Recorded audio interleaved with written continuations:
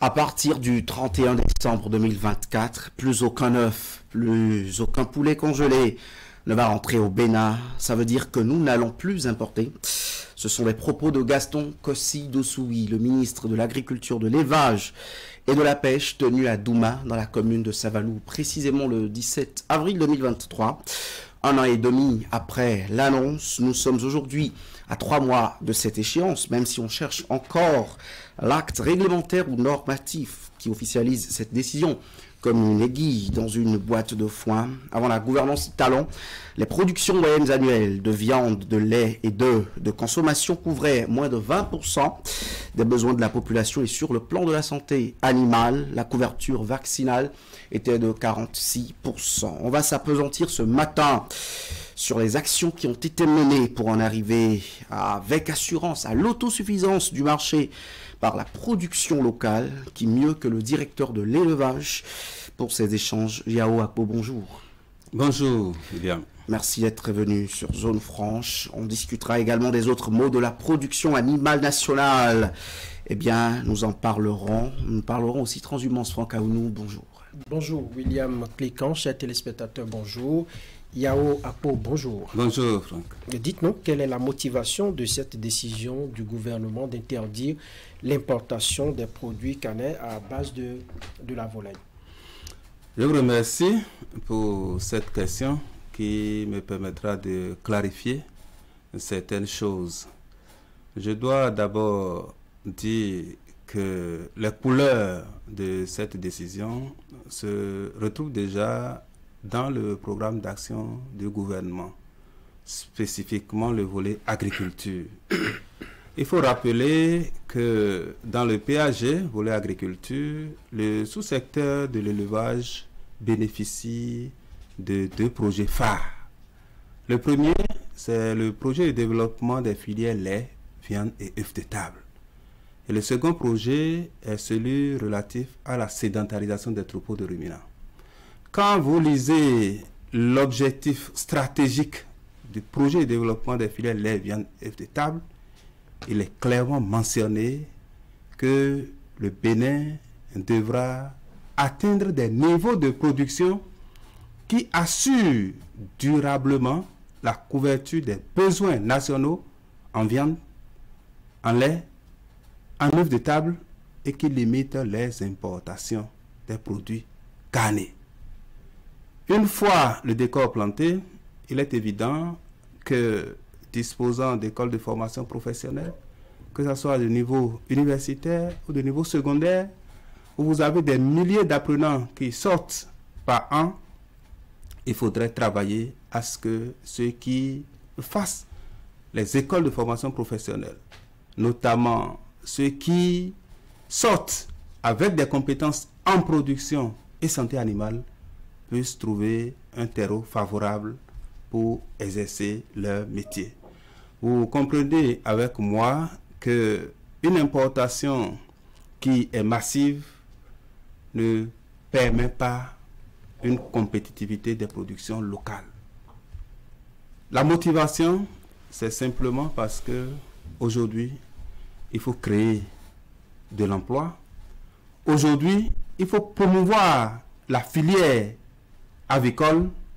Il faut permettre à ce que nous puissions consommer ce que nous produisons.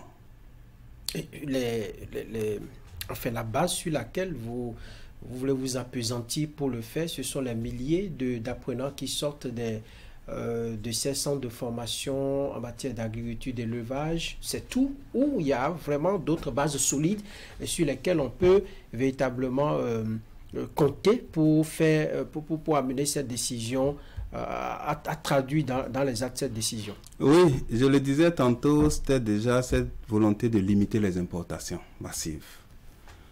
À titre d'exemple, en moyenne, vous avez 100 000 tonnes de produits de volaille, à base de volaille, importés par an. C'est vrai que toute cette quantité n'est pas consommée au Bénin.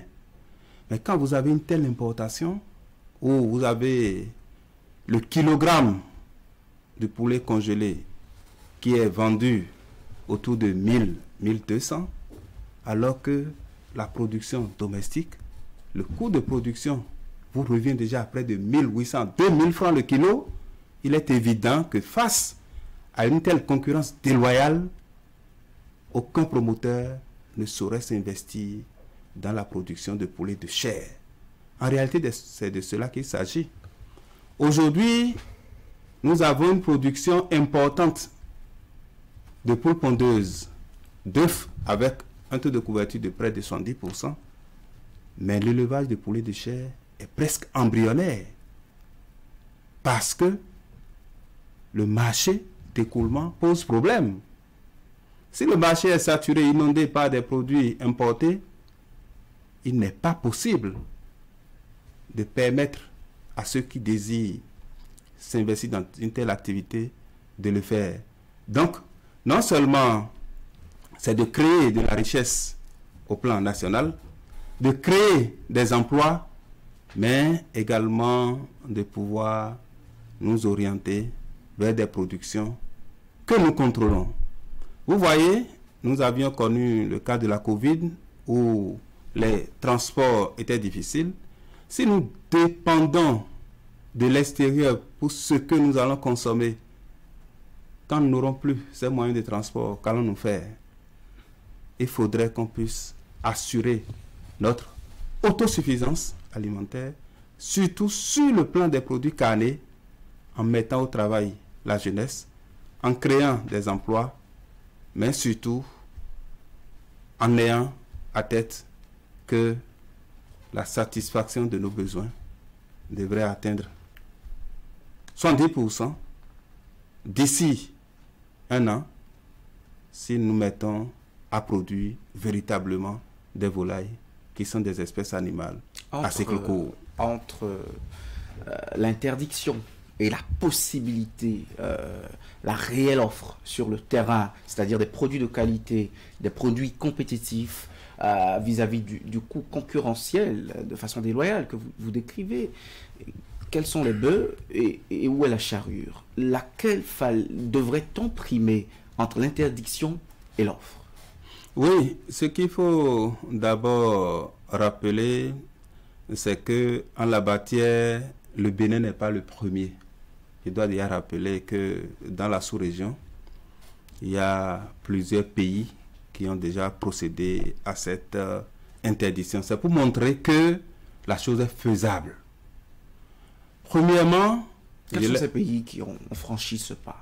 Oui, déjà je peux vous donner sans indiscrétion le cas du Sénégal. Je peux vous donner le cas de la Côte d'Ivoire. Je peux vous donner le cas du Cameroun. Effectivement, il n'y a plus aucun produit congelé qui arrive sur ces territoires. C'est la décision. Ils ont pu contenir véritablement l'importation. Bien sûr, parce que, in fine, vous avez des produits congelés qui reviennent plus chers que les produits localement mis sur le marché. Donc, l'idée, c'est comment faire pour que les produits congelés ne reviennent pas moins chers que les produits qui sont localement disponibles. Alors là, on ne parle pas d'interdiction.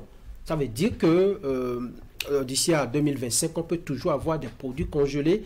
Mais votre objectif, c'est qu'on puisse travailler à réduire le coût des produits qui sont localement mis sur le marché, c'est ça? Non, ce n'est pas exactement ça. C'est simplement pour dire que pour que la filière avicole, surtout la production de viande, puisse décoller, il ne faudrait pas qu'on ait une inondation du marché par des produits qui soient moins chers.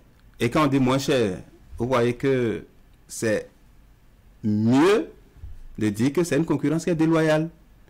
Donc, c'est un assainissement du marché au fait.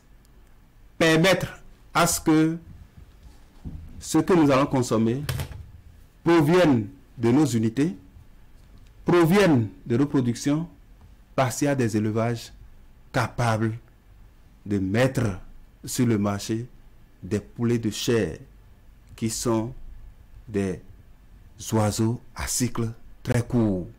Yawapo, comment y sont-ils allés, ces pays dont vous parlez? Parce que je peux donner l'exemple d'au moins deux de ces pays que vous citez. À Abidjan, ou à Dakar, on est capable de débourser 1500, 2000 francs pour le déjeuner. Comment ont-ils mis des mesures en place pour en arriver à ce que leur poulet soit d'une offre plus acceptable que ce venu d'ailleurs? Parce que vous, avec la méthode du Bénin, visiblement, on prend par l'interdiction. Est-ce qu'on a bien appris de ces cas d'école? Oui, en réalité, les approches ne sont pas les mêmes. Vous savez, il faut tenir compte du contexte géopolitique. Il faut tenir compte de la porosité des frontières. Nous avions bien étudié les cas de ces pays. Et d'ailleurs, c'est pour ça que je les évoque ici. Nous avions étudié les approches. Et si le Bénin opte pour l'interdiction, c'est tenant compte des insuffisances qui ont été observées dans ces pays. Quand vous avez une certaine porosité, il faut à la limite aller par la mesure très forte pour éviter que des produits non autorisés ne se retrouvent sur le territoire. Là où nous devrions jeter les regards, c'est de dire, mais face à une telle décision, que fait le gouvernement? Est-ce que nous serons au rendez-vous? Et c'est pour ça que j'ai commencé par dire que le tissu productif existe. L'aviculture constitue l'une des filières les mieux structurées, avec une interprofession et des associations, aussi bien des producteurs, des transformateurs, des distributeurs.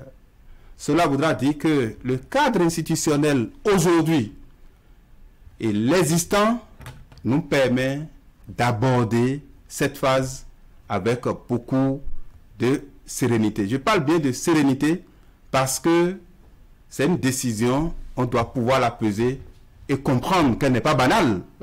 Quand vous allez interdire l'importation de 100 000 tonnes, il ne faut pas aller dormir sur ses lauriers et penser que c'est gagné. Justement, non, on est conscient. C'est une décision à grosse portée sur le plan financier. Sûrement que les cargaisons de ces produits congelés qui étaient importés sont frappés de taxes qui renflouaient les caisses de l'État. Mieux, vous avez dit, sauf erreur de ma part, que au niveau donc de la production des produits d'origine animale, nous sommes encore un peu à l'étape embryonnaire. D'ici à 2025, est-ce qu'on va tenir le pari? Qu'est-ce qui est déjà fait en amont pour véritablement permettre la mise en œuvre de cette décision? Oui, quand je parle d'étape embryonnaire, c'est par rapport au poulet de chair. Parce que la concurrence étant là, personne ne peut faire face aux produits congelés. Donc c'est pour cela. Mais aujourd'hui, vous allez constater, s'il y a un obstacle et que cet obstacle est levé, c'est un boom à la limite que nous allons observer en ce qui concerne la production de poulet de chair. Ce boom. Est-ce que dans le discours, on n'est pas trop optimiste, sinon très théorique, sur cette consommation de si grande portée? En fait, ce n'est pas moi qui le dis, je porte la parole des acteurs. Parce que cette décision, lorsqu'elle a été prise, plusieurs séances ont été organisées avec les acteurs à la base, qui sont d'ailleurs demandeurs. Les acteurs sont demandeurs simplement parce que la plupart des unités qui s'installent et qui s'orientent vers la production de poulet de chair, après quelques années ferment, baraque. Donc les acteurs sont demandeurs. Il y a eu plusieurs séances de travail et un point a été fait avec un état des lieux, le niveau de production actuel. Dites-nous tout. On a besoin d'être convaincus parce que nous sommes à 3 mois. Qu'est-ce qui vous rassure autant? Quel est le niveau des préparatifs qui vous amène à dire que les acteurs, eux, ils sont prêts et que vous prêtez foi à leur mot? Oui, vous devez savoir comme moi que le rôle du gouvernement, c'est de créer l'environnement favorable à la production. Une fois les acteurs rassurés de cet environnement, et je viens de le rappeler tout à l'heure, l'aviculture au Bénin n'est pas une activité nouvelle. Vous avez, sur le plan technique, les médecins vétérinaires qui sont disponibles. Vous avez les paraprofessionnels vétérinaires qui sont qualifiés en la matière. Vous avez les aviculteurs également qui ont des bâtiments d'élevage qui pourront faire face. Mais mieux, il faut dire qu'aujourd'hui, nous avons des couvoirs. Et ces couvoirs, essentiellement au nombre de 2 pour le moment, ont d'abord été renforcés en bâtiment, en géniteur, pour que nous puissions avoir des poussins d'un jour. Comme vous le savez très bien, on ne pourrait produire on ne saurait produire si nous n'avons pas des poussins d'un jour disponibles et de qualité. On reviendra certainement sur ces détails. Ces couvoirs étant renforcés, on permet désormais de rendre disponibles les poussins d'un jour. Mieux, les bâtiments également qui ont été construits permettront à ce que le cheptel reproducteur soit agrandi. Vous avez les poussins. Il y a les unités déjà de fabrique d'aliments disponibles, mais cet environnement créé a suscité également un engouement de telle enseigne que d'autres promoteurs, d'autres particuliers commençaient aujourd'hui par installer des unités de production d'aliments, des unités de production de poussins d'un jour. Comment le maillage du territoire est fait par rapport à ces mesures que vous avez prises? Si je prends par exemple Cotonou, je sais qu'on consomme beaucoup ces produits-là ici, par rapport aux grandes villes, mais dans les autres localités, comment est-ce que tout cela est dispatché pour que le Béninois, le dernier Béninois, quelque part dans une localité lointaine, dans la Takora, dans la Libori, puisse sentir que véritablement, on ne doit plus aller vers les poissonneries, vers ces lieux de vente pour aller s'acheter des produits congelés, mais qu'il faut s'en référer désormais aux produits qui sont localement produits. Oui, déjà, la facilité qu'aura le ministère, c'est l'actuel cadre institutionnel. Comme vous le savez très bien, avec les réformes, nous disposons aujourd'hui au niveau déconcentré des structures qu'on appelle d'abord les directions départementales de l'agriculture, de l'élevage et de la pêche, en ce qui concerne la fonction régalienne de contrôle.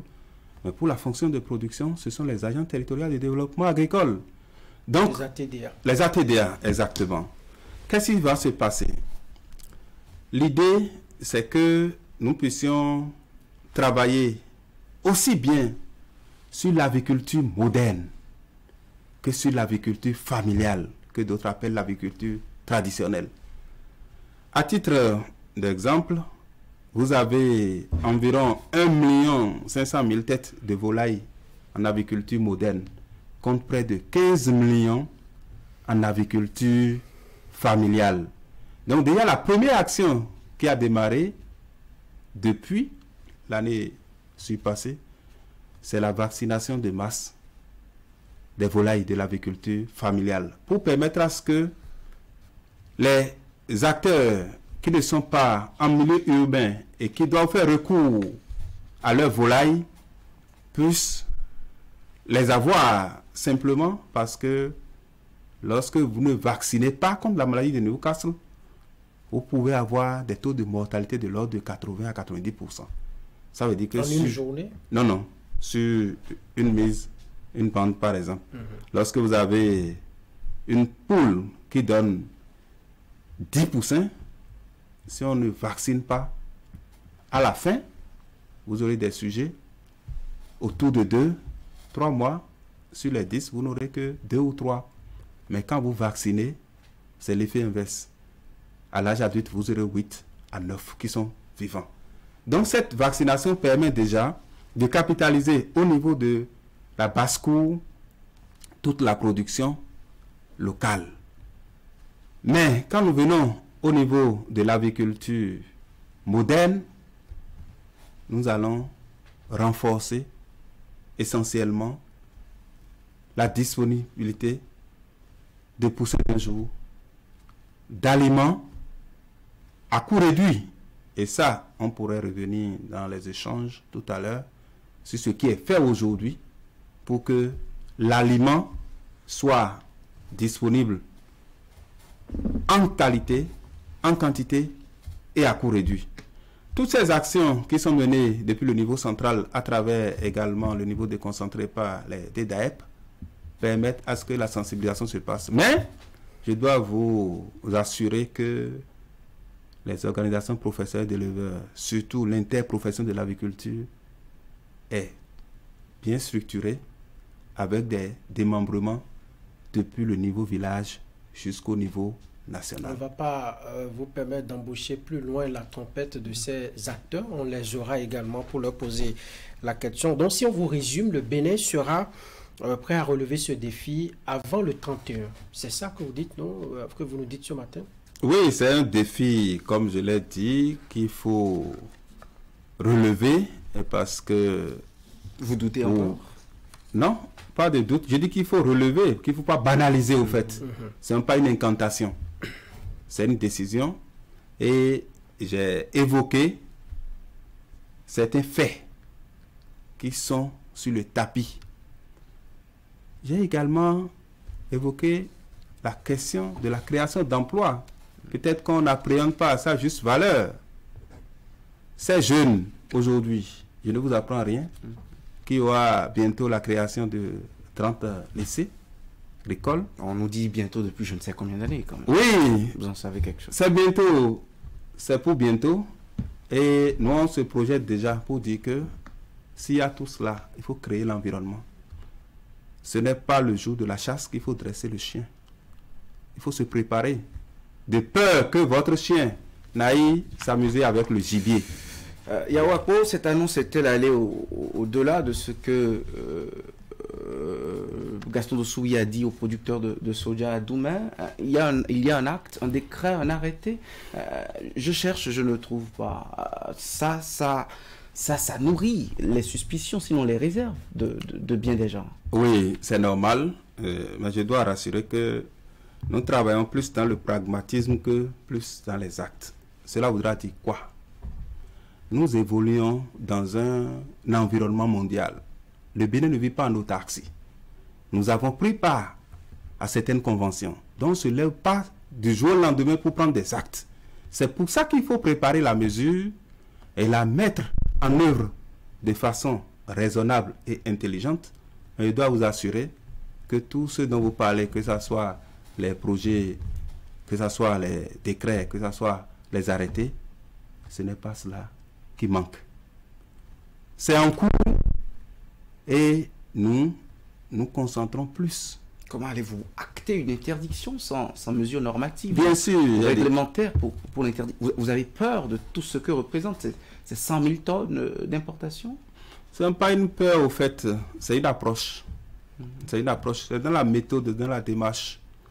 Parce que nous avons un consultant qui a travaillé sur la question et qui continue. Vous voyez, il ne s'agira pas simplement de dire oui, on interdit, on a pris l'acte et aller se reposer. Non. Il faut que la prise de l'acte soit parallèlement. Eh bien, nous sommes dans une république. Il faudrait que tout ce que vous faites actuellement pour donner corps à cette mesure, à cette décision, soit encadré par des mesures réglementaires. Bien sûr, cette question, je pourrais aisément répondre si la mesure entre en jeu sans acte. Nous nous préparons. Nous l'aurons avant le 31. C'est ce que vous voulez dire? Si l'interdiction, nous sommes d'accord que c'est le 31, je l'ai expliqué. C'était un effet d'annonce alors? Pardon? C'était un effet d'annonce alors? Ce n'était pas une interdiction à laquelle on croyait, c'était un ballon d'essai? Pas du tout. J'ai bien dit et expliqué que l'interdiction est pour le 31. Quel acte? Si nous voulons interdire, c'est évident que s'il n'y a pas d'acte, il n'y a pas d'interdiction. C'est pour dire que par l'affirmative, l'interdiction doit être sanctionnée par un acte. Mais j'ai rappelé que le plus important pour les autorités ministérielles aujourd'hui, c'est comment travailler à avoir les conditions nécessaires pour suppléer ce gap qui serait engendré par l'interdiction des importations. Monsieur le directeur de l'élevage, on va parler un peu bilan. On parle des performances dans la production animale. Dites-nous, puisque le point de repère lorsqu'on veut faire le bilan du régime de la rupture, c'est 2016. En 2016, de quoi avez-vous hérité en termes de production animale? Oui, cela a été déjà rappelé tout à l'heure. En termes de satisfaction et de couverture des besoins, nous étions autour de 20%. Que ce soit la production de viande, de lait et d'œufs de table.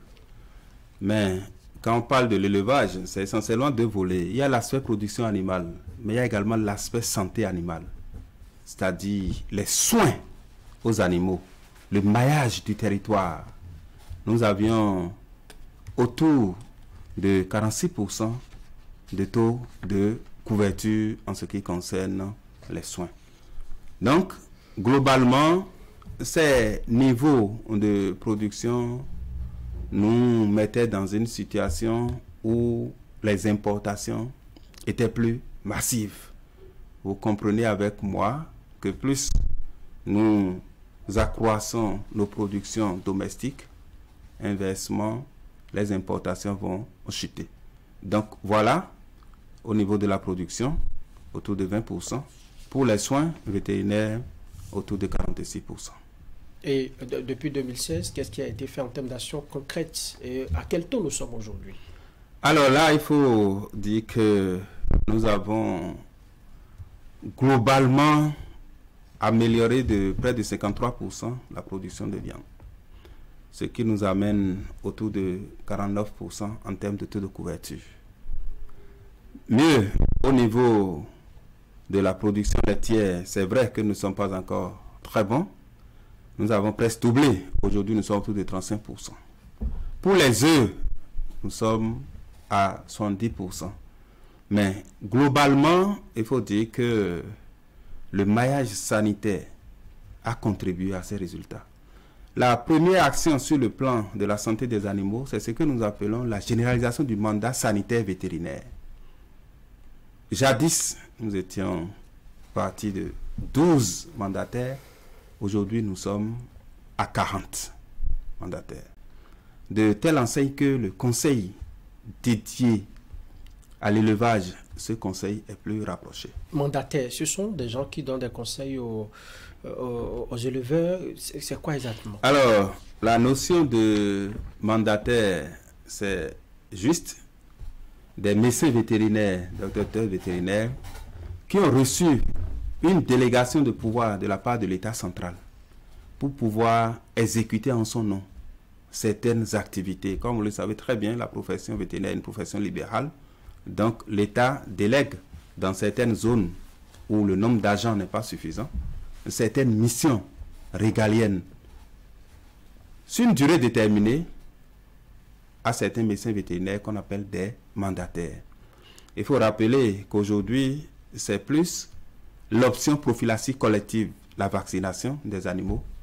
C'est ce mandat qui est le plus en vue. Nous sommes à quel taux? Nous sommes aujourd'hui à plus de 60%.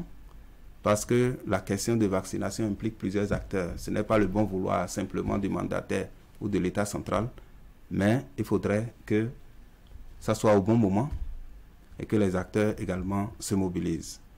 Ce que je dois rajouter à cette fin, il y a d'autres vétérinaires qui sont autorisés à s'installer en clientèle privée, de telle enseigne que nous arrivons à ouvrir les zones où il n'y a pas de médecin vétérinaire à l'installation.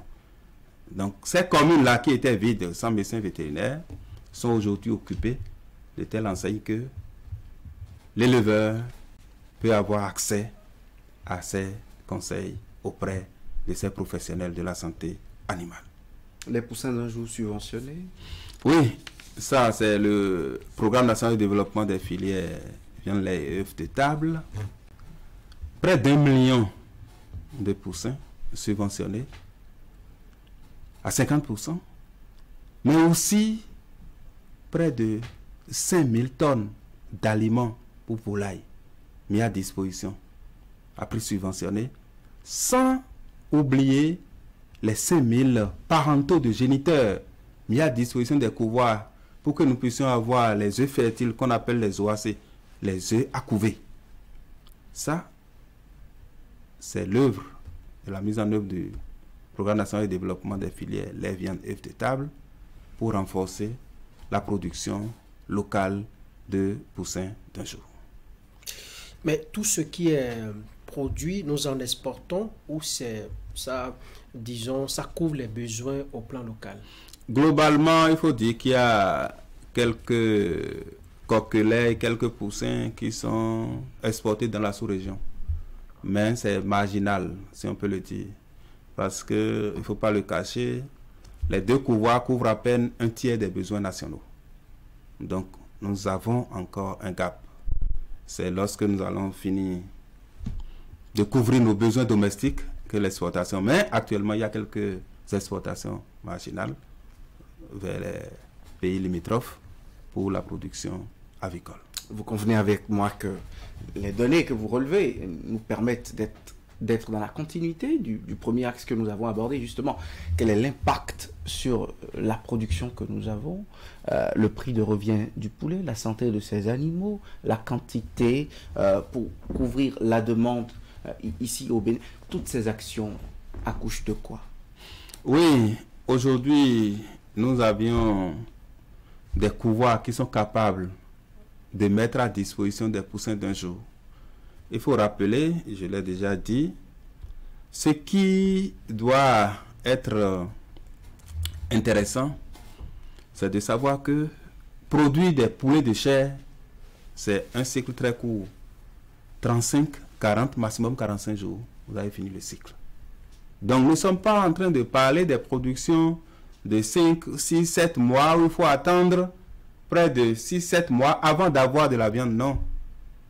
35 jours, 45 jours, vous avez déjà des poulets qui, en poids vif, font banalement 2 kilos.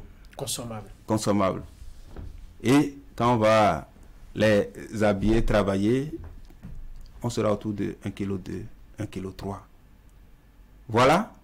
Avec l'existence donc de ces couvoirs, l'existence des unités de fabrique d'aliments et les promoteurs qui sont en train de s'installer, nous avons la certitude qu'ensemble, nous allons pouvoir tenir.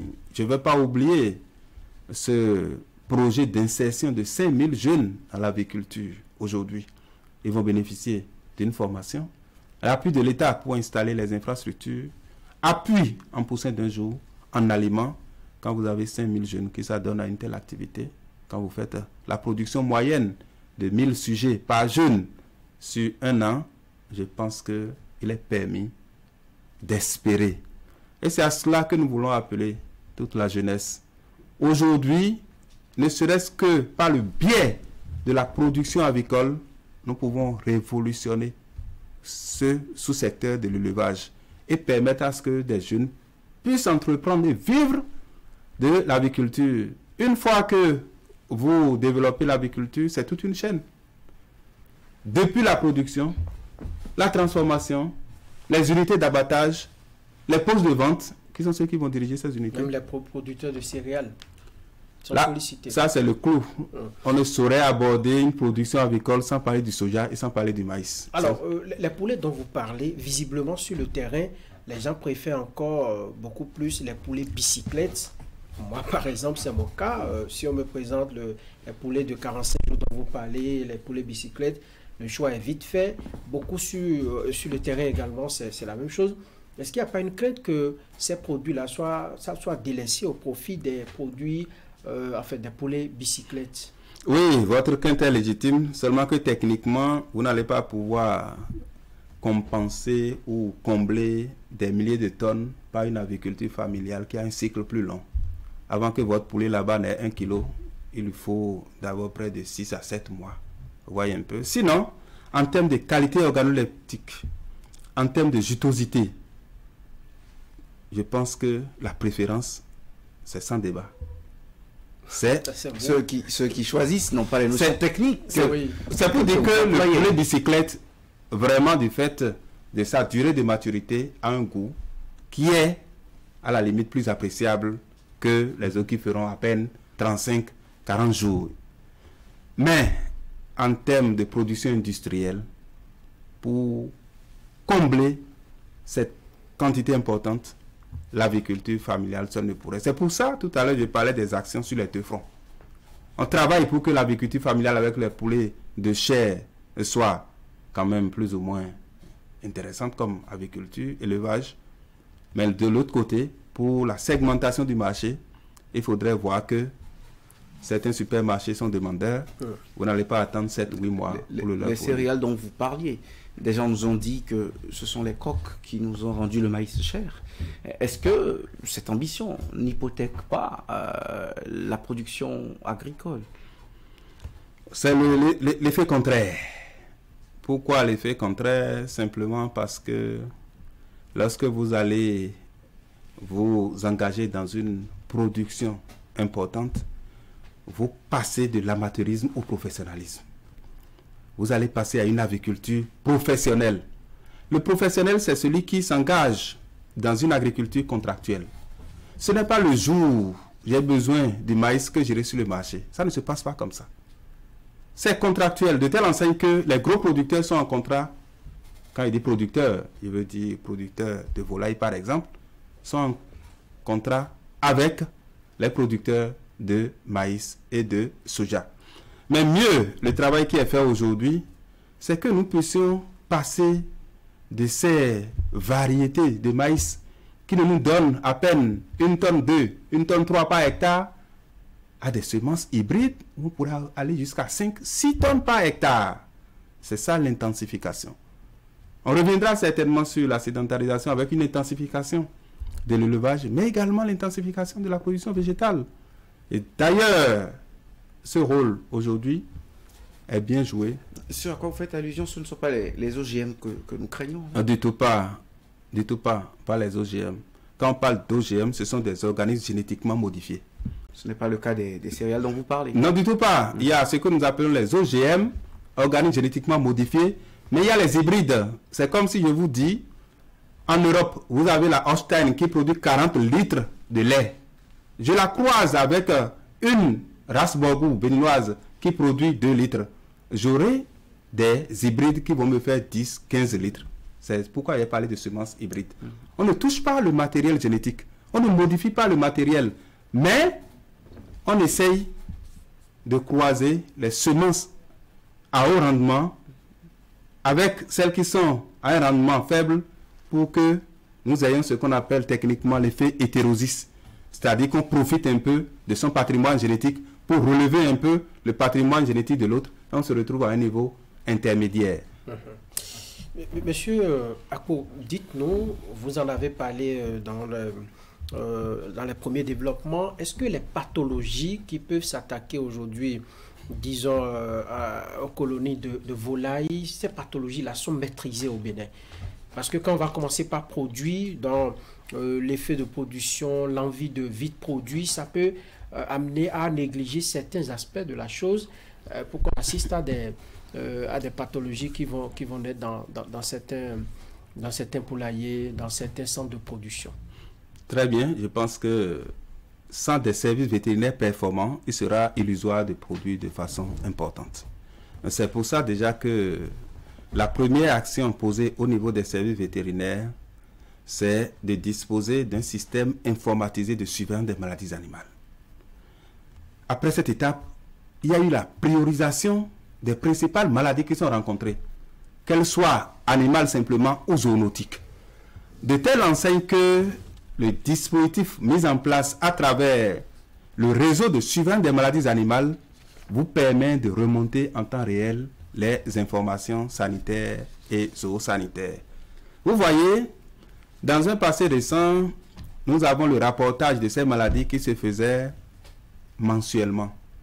Mais aujourd'hui, ce rapportage est hebdomadaire et en temps réel. Je dois préciser le fait que les agents vétérinaires qui travaillent pour le compte de l'État, mais également les mandataires qui sont des agents vétérinaires également installés en clientèle privée, renseignent aujourd'hui cette plateforme-là. Mais la question n'est pas dénuée de tout sens parce que aujourd'hui nous sommes encore exposés à certaines pathologies. Je peux citer la grippe aviaire.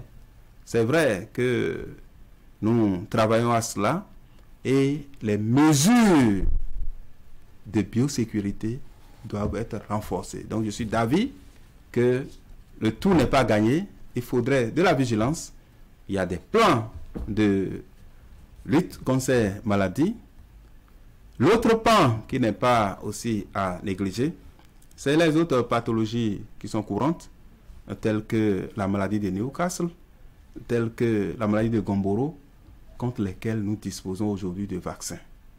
Nous avons des vétérinaires qui sont formés, des cabinets de proximité et des vaccins, mais je suis d'avis qu'il faut toujours maintenir Justement, la veille, parce que c'est une du vivant. crainte des producteurs. Hein, C'est du vivant. Le fait de perdre ces exploitations en une seule journée. Oui, ça dépend aussi des comportements, hein, parce que vous voyez souvent quand on transforme l'élevage en un site touristique, alors que ce n'est que celui qui travaille seul qui doit accéder, même le promoteur, si vous n'avez rien à faire dedans, vous n'accédez pas.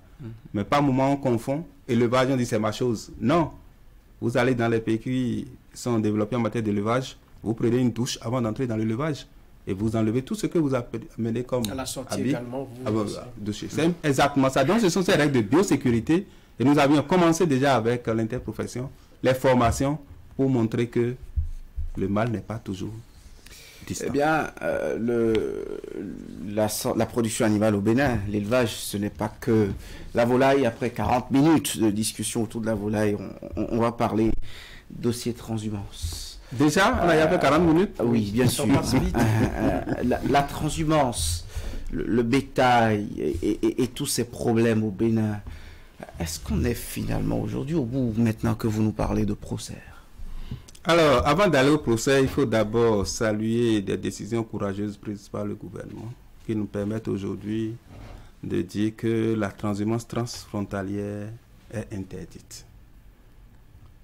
Pour nous dire également que la mobilité de bétail à l'interne est réglementée. Pourquoi c'est préalable? Simplement dans les parce textes que... ou dans la pratique? Oui, il y a des arrêtés. Il y a des arrêtés qui sont pris. Il y a un arrêté interministériel pris le 26 décembre 2019 qui interdit la transhumance transfrontalière. Nous avons le décret 2024. Nos frères voisins là comprennent, ils se plient. C'est simplement, ça marche. Ce n'est pas plus la compréhension que les dommages qui nous sont causés.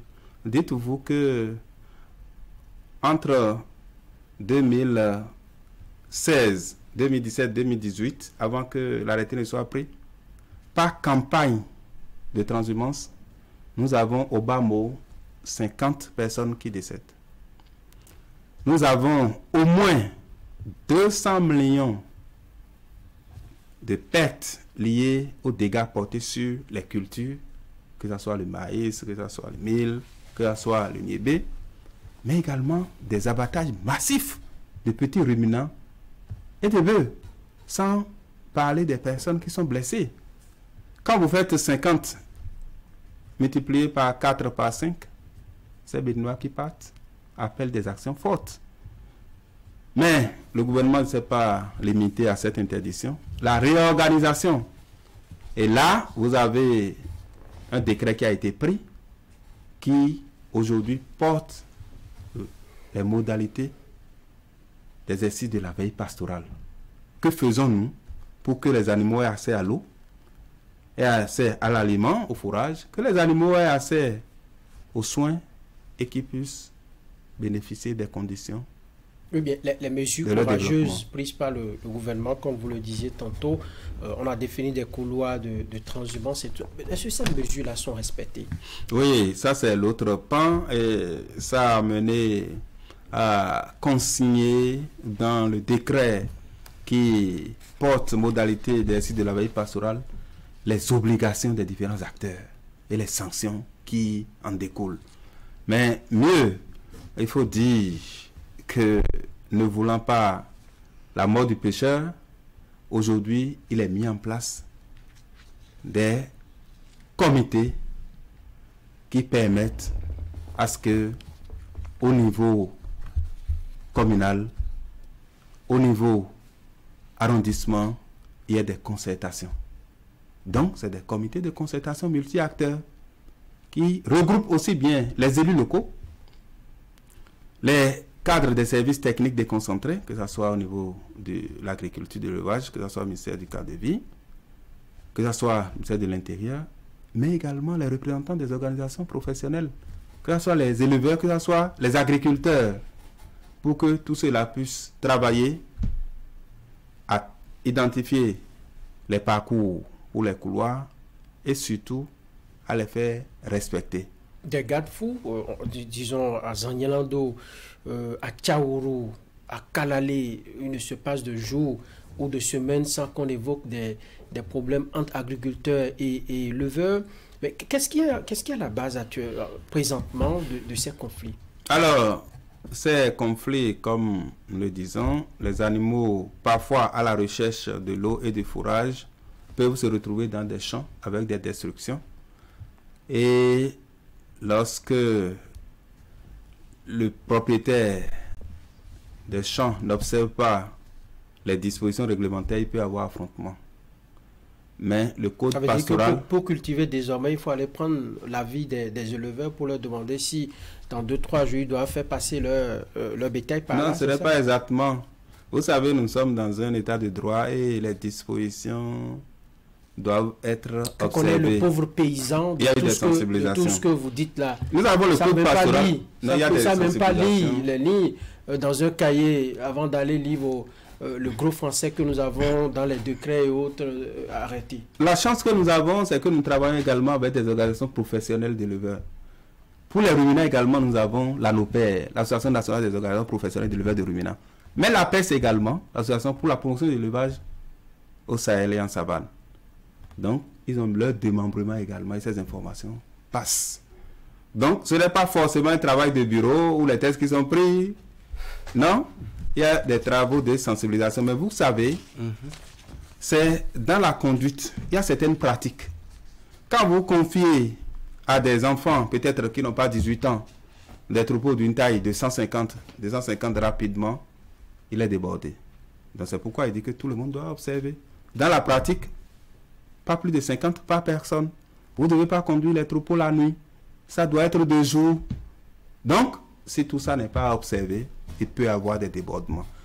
Mais quand il y a un débordement, il faut toujours se référer aux dispositions réglementaires. Nul n'a le droit de se faire justice. Vous vous rapprochez de l'autorité la plus proche, ça peut être le chef de village, le chef d'arrondissement. Et lorsque cela ne prospère, vous pouvez vous référer à la police républicaine. Il n'est pas permis à ce que nous puissions dire, parce qu'on est allé détruire, je vais prendre telle ou telle arme. Le procès a réglé quel problème? Oui, d'abord le procès des éleveurs béninois. Le procès, c'est quoi? Le procès, c'est parvenir à rationaliser la gestion de l'espace pastoral. Tous ces problèmes que nous posons, c'est le fait qu'on n'arrive pas à disposer de ressources très proches des animaux pour limiter leur mobilité. C'est dans la mobilité, au fait, qu'il y a les déviances. Donc le gouvernement a dit désormais, je vais limiter la mobilité. Un bovin qui parcourait 100 km, on le remet désormais dans un rayon de 3-5 km. C'est ça la sédentarisation. Ce n'est pas construire des enclos et mettre les animaux. Et pour ce faire, il faut des points d'eau. Il faut du fourrage. C'est pour ça que le procès a, entre autres objectifs, de promouvoir les divers types d'élevage. Le premier type qui est en expérimentation, c'est le campement pastoral pilote de Gogounou, où sur un site de 1200 hectares, 98 ménages d'éleveurs seront installés. Ils vont disposer de 5 hectares pour les cultures fourragères en irrigation, 2 hectares pour faire de la culture vivrière et 2 hectares pour le pâturage naturel. Sur ce site, vous aurez une cité pour tous ceux qui vont y travailler parce qu'il y aura un centre de santé, il y aura une école. Donc ça, c'est un modèle intensif où le producteur va essayer d'utiliser des races améliorées pour produire du lait. Ce lait est collecté, transformé au niveau de la mini-laiterie qui est à Gogounou. Ça, c'est le premier mode qui est intensif. Mais l'autre qui est plus ou moins communautaire, c'est ce que nous appelons les campements pastoraux renforcés. Il s'agit de ne pas déplacer les communautés qui existent déjà, d'identifier tout autour des campements existants environ 50 hectares et faire des aménagements, enrichir les parcours, mettre des points d'eau et des parcelles fourragères qui pourront être exploitées avec un comité de gestion à sa tête. Outre cet aspect communautaire, il y a l'aspect individuel. Tout particulier qui dispose de domaine et qui souhaite faire l'élevage, le procès va l'aider d'abord à sécuriser son domaine à travers l'obtention de l'attestation.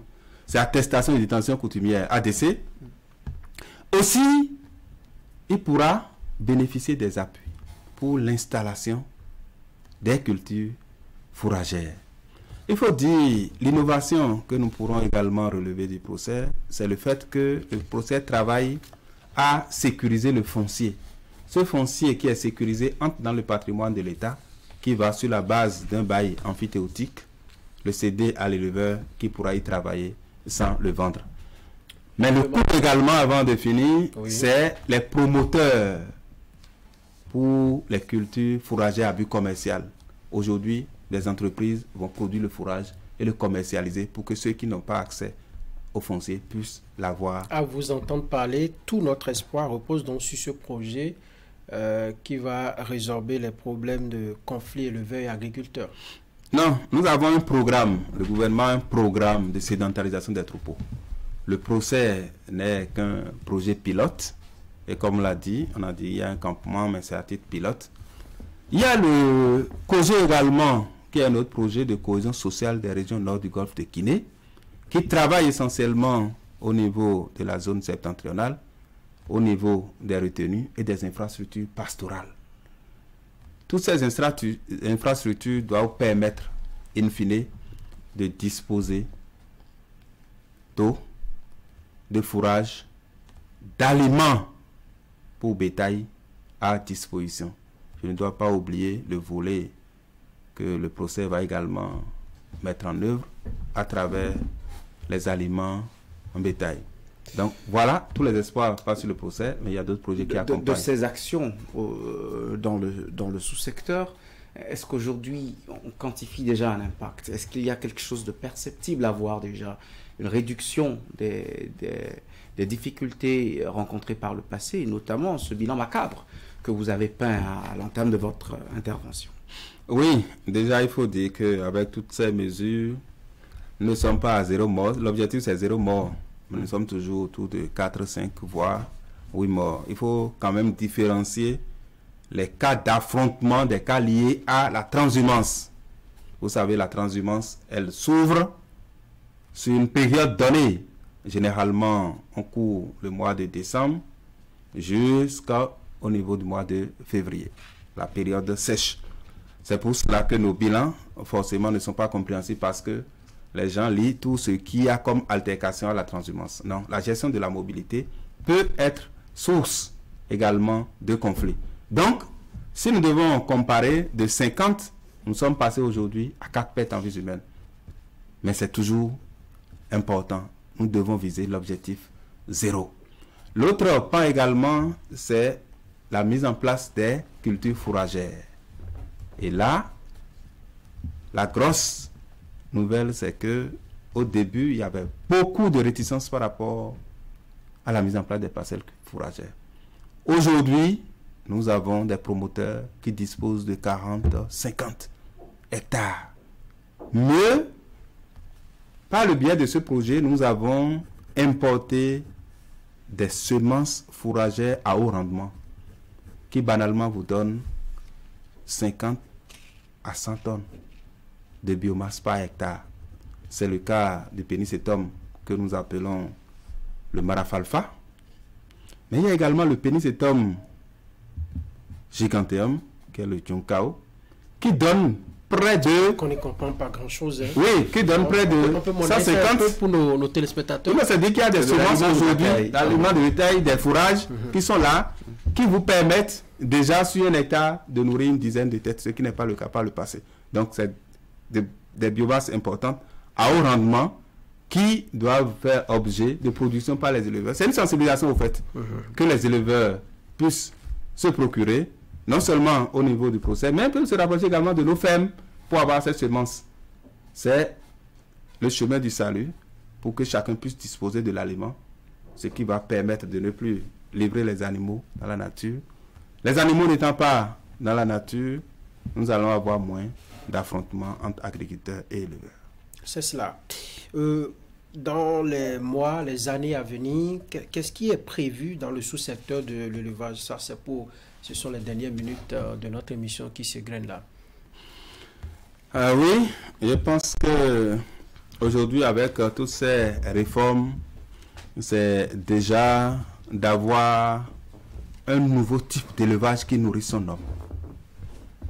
Il ne faudrait pas que l'activité d'élevage soit appréhendée comme une activité salissante qui ne saurait nourrir son homme. Aujourd'hui, l'idée, c'est de permettre aux jeunes qui sortent des lycées agricoles, spécialement ceux qui font la production animale, de pouvoir s'installer et produire au niveau de leur zone. Que ce soit au niveau des bovins, que ce soit la volaille, que ce soit les porcins, que ce soit les petits ruminants. Nous n'avons pas évoqué le Centre national d'insémination artificielle qui est sur la ferme d'élevage de l'Okwara, de telle enseigne que la reproduction aujourd'hui n'est plus seulement que par la saillie naturelle. On peut inséminer et accroître essentiellement la production. Cela nous permet rapidement de faire des progrès génétiques. Lorsque vous avez une race qui donne 2 litres, banalement vous pouvez la porter à 10 litres, simplement parce que nous allons importer des semences qui sont des semences que nous appelons des reproducteurs performants, qui sont souvent des animaux d'élite, qui sont sélectionnés pour leur performance génétique. Donc, la suite, c'est d'intensifier les campagnes d'insémination artificielle, surtout au niveau des bovins, pour accroître la production laitière. Nous sommes aujourd'hui autour de 35%. Il faut porter au moins à 60% à travers la production laitière. Pour la production de viande, avec l'insémination, nous allons également pouvoir atteindre au moins 70% d'ici 1 ou 2 ans, de telle enseigne que notre autosuffisance en produits carnés serait assez confortable. Donner envie aux jeunes de faire l'activité, assainir davantage le marché pour que nous puissions vendre ces produits. Cela suppose que les produits également sont de qualité. C'est pour ça que le gouvernement, à travers le recrutement qui est lancé, les 225 agents, nous avons un bon nombre, plus de 30% de ce nombre, qui sont pour le sous-secteur de l'élevage, pour agir sur les maillons essentiels de la production, de telle enseigne que, non seulement au niveau des fermes, mais également au niveau des abattoirs, nous puissions avoir des ressources humaines qualifiées pour que les denrées qui vont être soumises à consommation soient des denrées salubres, de qualité, pour qu'on ne nous tasse pas d'avoir interdit l'importation et que les denrées sur place ne soient pas de qualité. Toutes les dispositions sont prises, que ce soit sur les ressources humaines, sur le plan technique, pour que nous soyons au rendez-vous. Mais, comme je l'ai dit, il ne s'agira pas de dormir sur les lauriers. On sait que c'est un challenge, mais qui pour relever les défis, si ce n'est les hommes. Et bien voilà, sur Zone Franche, nous avons consommé entièrement les 60 minutes consacrées à cette émission. Et grâce aux explications que nous a donné Yao Akpo, il est bien le directeur de l'élevage. Avec lui, nous avons passé en revue le sous-secteur de l'élevage, les réformes, le bilan, les impacts et puis les perspectives. Il a abordé plusieurs sujets, dont la transhumance, ce qui est fait. Mais surtout, tenez-vous tranquille, à partir du 31 décembre 2024, eh bien, l'importation des produits congelés sera mise en vigueur.